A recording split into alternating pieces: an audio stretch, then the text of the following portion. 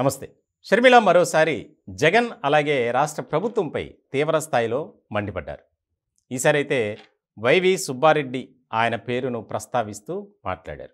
అభివృద్ధి ఎక్కడ ఉంది రాష్ట్రంలో, పోలవరం ప్రాజెక్టు పరిస్థితి ఏంటి, అన్ని అంశాలని ప్రస్తావిస్తూ ఆమె చాలా కీలకమైనటువంటి వ్యాఖ్యలు చేశారు.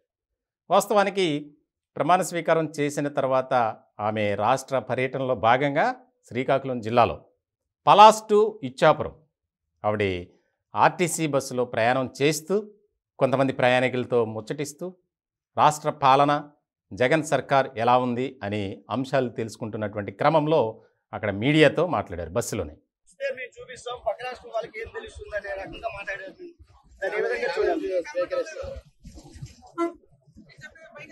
వైవి సుబ్బారెడ్డి గారు అసలు మొట్టమొదట నేను జగన్ రెడ్డి గారు అనడము వాళ్ళకు నచ్చలేదు.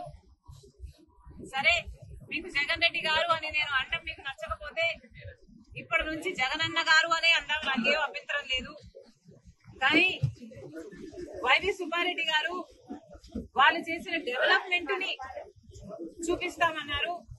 సరే సార్, మీరు చేసిన డెవలప్మెంట్ ని చూపించండి, మేమంతా సిద్ధంగా ఉన్నాం చూడడానికి.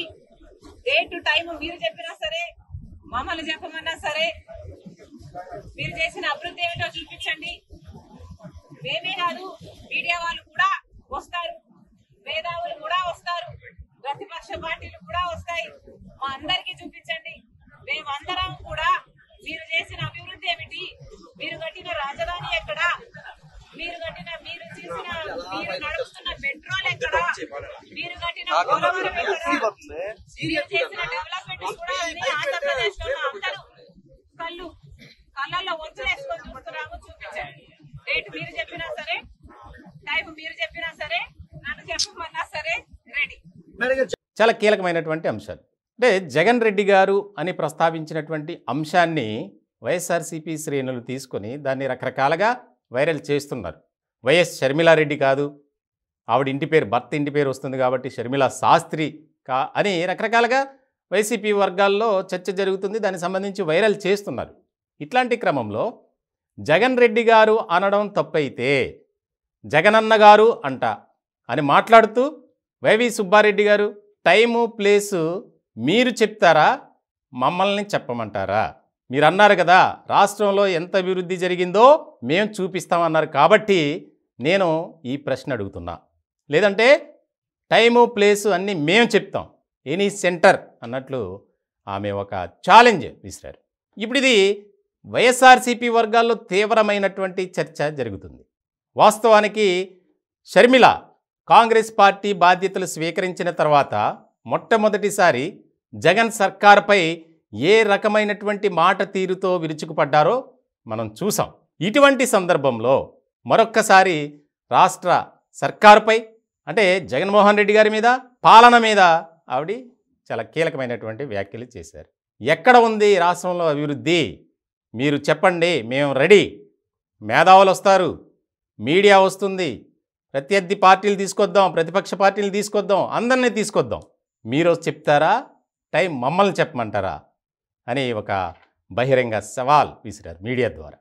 ఇది చాలా కీలకమైనటువంటి పరిణామంగా చూడాలి. ఎందుకంటే ఇప్పటికే షర్మిలాపై వైఎస్ఆర్సీపీలో ఉన్నటువంటి కొంతమంది కీలకమైనటువంటి నేతలు రకరకాలుగా మాట్లాడుతున్నారు, వారి అభిప్రాయాలు తెలియజేస్తున్నారు.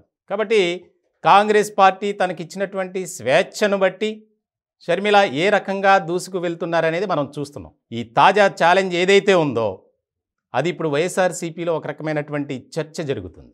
ముఖ్యంగా రాష్ట్ర వ్యాప్తంగా ఏంటి షర్మిల ఎలా మాట్లాడుతున్నారు, అసలు ఏం జరుగుతుంది అనే దాని మీద ఆసక్తికరమైనటువంటి చర్చ అయితే ఖచ్చితంగా జరుగుతుందనే చెప్పాలి.